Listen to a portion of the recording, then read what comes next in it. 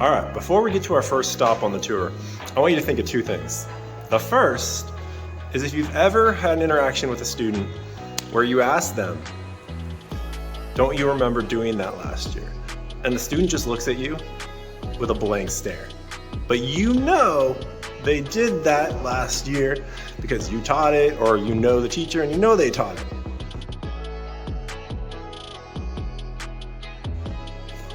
The second thing I want you to think about, if you've ever had a student in class, which I'm sure you have, where you had trouble with that student and you wanted to know more about that student and form a stronger relationship with that student, but you didn't have a way to do that.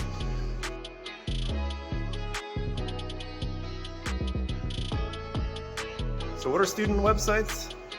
They're an answer to that.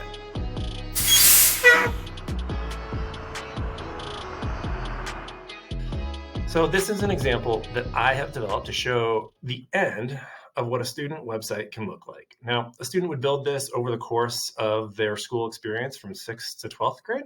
So it would be a number of years before it even remotely looked something like this. But I want to share with you what the entire website could look like so you have a better understanding of where to start. Now, as you can see on this example student website, it is a website, just like any other website. At the top, it has pages that go across, right? And then I can scroll down to see the content that are on those individual pages. The biggest difference is that this is not a website that is about, a corporation or, some sort of news organization. It is, in fact, about the student themselves and their experience, both academically in school, as well as kind of their identity as it develops over time.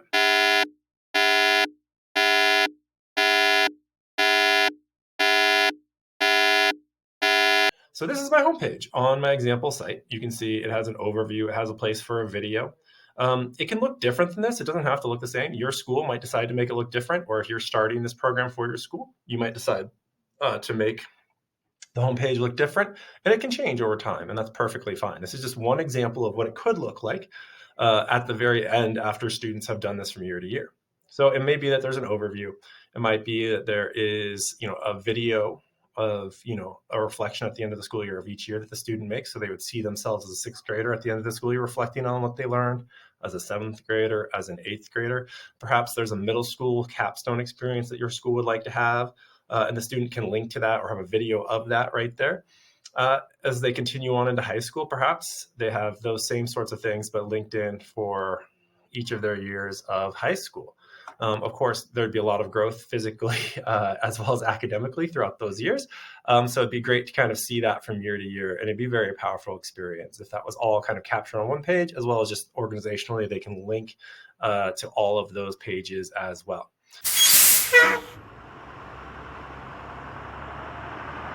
You want to think about the overall architecture of the site. So the easiest way to think about that is going across the top.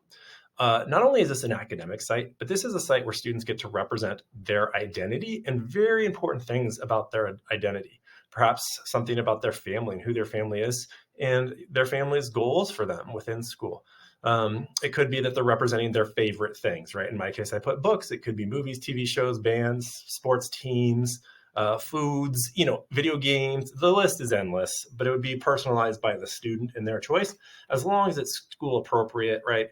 And what do I mean by appropriate, right? That's going to be anything that we'd allow in our classrooms, right? We'd allow on the website. We just want to be careful about anything that would get the student in trouble or that they wouldn't want to represent to somebody eventually one day when they're applying to college, to a job, an internship, or sharing this at some sort of demonstrating of learning. I'll talk a little bit more about that later on because the website is not shared publicly in the beginning. We don't want it to be.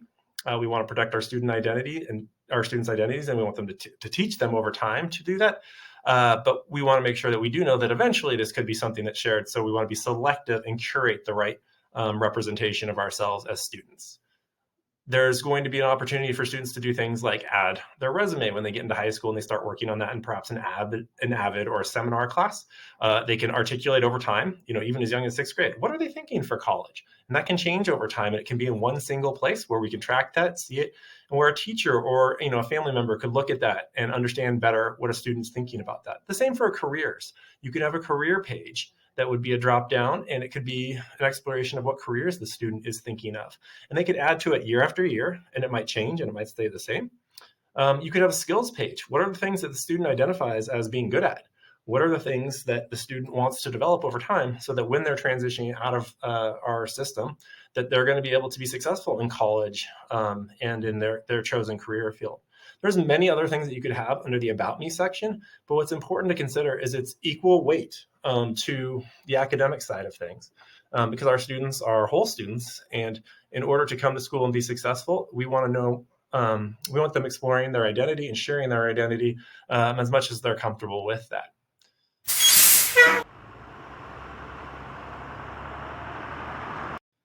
Okay, so after the homepage and the About Me section, it's going to be organized by year or grade. If you put the calendar year, it takes up a little bit more space. You could do it. I think it's easier to think about it just from 6th, 7th, 8th grade and on. And I basically set this up so that you can look at 9th grade as the model for any year. I didn't want to take the time to go through and create, an entire 6th grade, 7th grade, 8th grade. It takes a lot of time to set all of this up.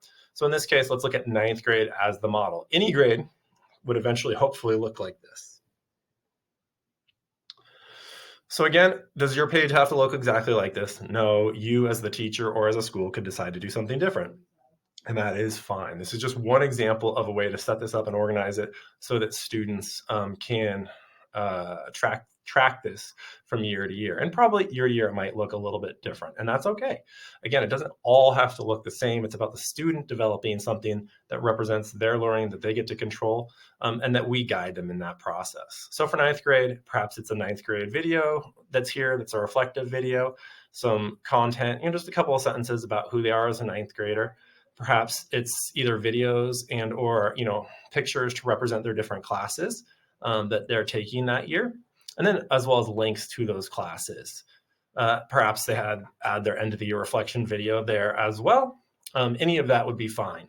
You can do different things besides videos as well. It's just one example. Now within 9th grade, you'll see that there's a drop-down menu, just like there was under the About Me section. Now, perhaps there's a whole page, particularly just for goals for 9th grade. What are the goals for 9th grade?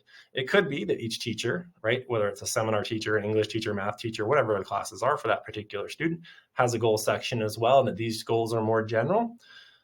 Either could be fine, depending on what the teacher in the school decides. What's important, though, is that the student has a place to set goals and has a place to reflect on those goals. And there are many ways that they can reflect on those goals. It can be written. It could be that they're recording videos or doing something else entirely. When it comes to the classes, you'll see that they could be organized differently. Perhaps in one class, they're going to organize it by important projects. Another class might do it week to week. Another class might do it by unit. When you click on a sub page, right, the teacher would be able to make decisions about how to organize that or tell students to organize that particular page. And as the students get older and older, and as they have more and more practice with their student websites, perhaps they can even make some decisions about how to make the best layout for their individual pages. There are other ways that this could be laid out too. You can look at an English class. It could just be that the teacher's doing it by unit, right? Whatever those particular units are. It could, if it's a math class, they could do it by the particular skill that they're focused on and organize it that way. And it's a place for students to add their work, whether it's a picture and a representation of their paperwork, or it's the digital work that they're doing, a video reflection, a presentation that they've made teaching somebody how to do that particular. With that said, again, let's think about what this is. This is a place for students starting in 6th grade all the way to 12th grade to track their learning for all of their classes. So from that perspective, it's going to be an e-binder, right? It's going to be a place where they could add daily work for those teachers who are more comfortable with technology and who are doing more digital work. It could be a portfolio, so a place to capture important learning at the end of a particular unit. Or at the end of a quarter, at the very least at the end of a semester, and certainly the end of a school year. And it would all live on here so students could track and reflect on this from year to year. It's a place for students to set goals and reflect on those goals. It's a place for students to share work. So these websites can be shared very easily from one student to the teacher, from one teacher, from one student to another student, or even sending the link home so that families can see this over time as we learn about sharing permissions and controlling those so that we're not putting this on the open internet. It's a place for students to represent their identity. It's also a place to explore college and career options. And there's even more and more that we can continue to do. The important thing is the basic architecture, grade by grade, and then that we recognize individual teachers can have their own separate place to recommend that students upload certain work. I'll make a longer video about how to actually do this, as well as talking about potentially grading and what that might look like. The short of this is that if I click down here, I'll exit preview, and then I'm going to be in the editing platform. You'll notice that it's somewhat similar to Google Sites, except sort of reversed. On the left-hand side, you've got the page. This is where you're building out what your page looks like. On the right-hand side, you've got the tools under Insert. If I click that you can use to add content to your pages. You can add pages under pages at the bottom by clicking on the plus mark. And then there's even more you can do in terms of inviting people, settings, the themes, all of that. But I'll include that information in the longer video that I make. I hope that this video was useful and that you have a better understanding of student websites. Thank you for coming on this tour with me. Please let me know if you have any questions.